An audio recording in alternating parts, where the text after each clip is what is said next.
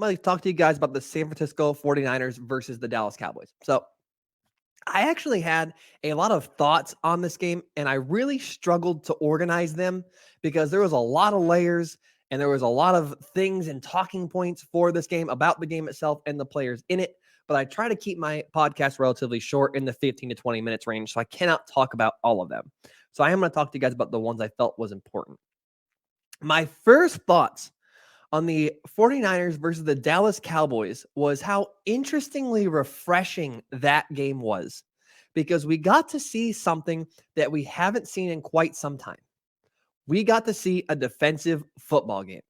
And I'm old enough to remember, before a lot of the rule changes, there was such a thing as a defensive football game. We used to watch the Pittsburgh Steelers and we used to watch the Baltimore Ravens go at it Sunday nights, and I used to love those games where defensive football games where there were low-scoring games, not because the offenses were playing poorly, but because defenses were able to make such a great impact on the game by playing well.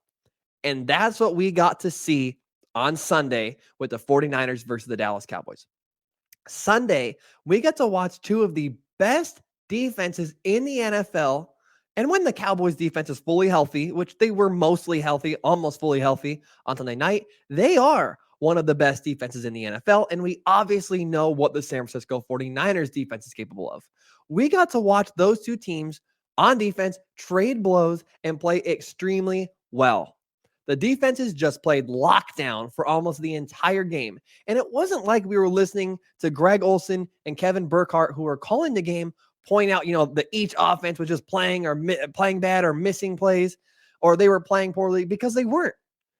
We were watching two of the best defenses in the NFL play extremely well at the exact same time. And honestly, it was so refreshing from what the NFL has become, which is a league that leans completely toward the offense. So what a nice, refreshing change of pace that was. Second thing I'm going to talk about, which is what everybody else is inevitably talking about, and that is how Dak Prescott absolutely blew it on Sunday. All the 49ers did was follow the recipe to beat Dak Prescott. All the 49ers did was follow the recipe to beat Dak Prescott. Thanks to Nick Wright for this. And I keep bringing him up on this show because, honestly, he has good insights on Twitter, and I like this stat. There was one game all year where Dak Prescott threw the ball 25 plus times and did not throw a pick, and that was last week against the Tampa Bay Buccaneers.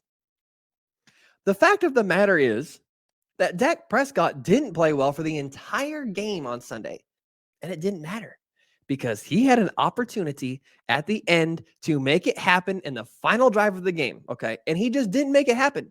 And there was an opportunity for him to make a game-tying drive with 3 minutes left, and he didn't do it. I'm not even going to include the true final drive where they only had 50 seconds and 0 timeouts, and he should have gotten sacked for a safety.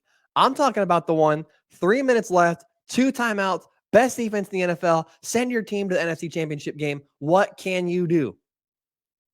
On the first play, he threw an interception right to Dre Greenlaw, who just dropped it. And if you have an opportunity, Emmanuel Acho did a really good breakdown of why he shouldn't have thrown that ball anyway and why CeeDee Lamb was wide open on that play.